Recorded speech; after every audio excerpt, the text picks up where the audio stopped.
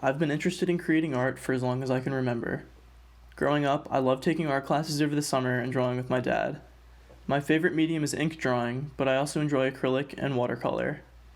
I've also recently become interested in the emergence of climate activism through artwork, and how it plays a role in raising awareness and promoting change.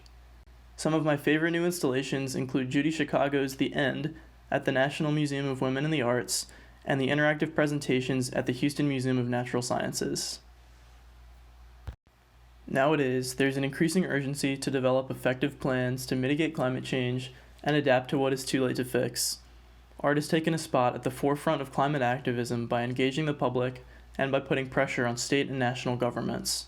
For example, the French artist J.R. and filmmaker Darren Aronofsky created a public installation called The Standing March, a projection onto the facade of the Paris National Assembly during the UN's COP21 conference in 2015.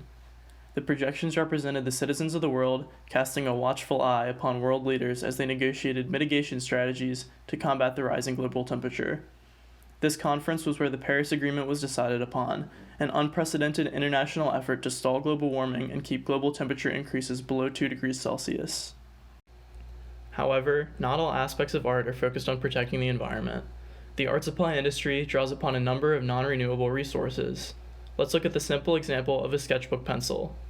The graphite is produced for mining operations, whereas the rubber erasers are a product of the petroleum industry. The wood of the pencil comes from cedar logging. Looking first at the graphite in the pencil, graphite fumes have been shown to coat the lungs of workers, causing respiratory diseases, and also block sunlight from nearby crops, according to the United States Geological Survey. Looking at the petroleum industry, which is responsible for the rubber and the erasers, petroleum is responsible for about half of all energy-related CO2 emissions every year. Finally, the wood sourced from cedar logging comes from North America and Canadian forests, which can disrupt local ecosystems if not sustainably sourced. This doesn't even begin to take into account the carbon emissions from shipping, manufacturing, and packaging. Every product we buy carries a hidden cost in the form of CO2 emissions into the atmosphere. The United States produces about 2 billion wooden pencils every year. Unfortunately, the United States pulled out of the Paris Agreement in 2017, and global CO2 emissions continue to rise.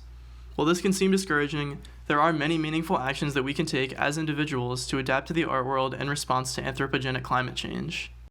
Continuing to support environmental activism through art will push local, state, and national governments to adopt effective courses of action and to stick to them.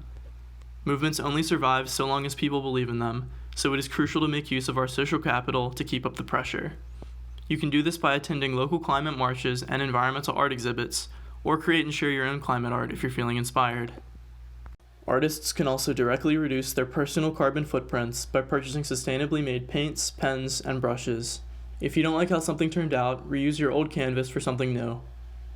Art enthusiasts can also buy from local artists instead of purchasing works from across the country or overseas that contribute to emissions as they're transported. These actions, while seemingly small, pressure the art supply industry to shift its human and infrastructural capital towards more sustainable business practices. Our efforts as individuals contribute to a larger battle to protect our planet's beauty so that it continues to provide boundless artistic inspiration for future generations.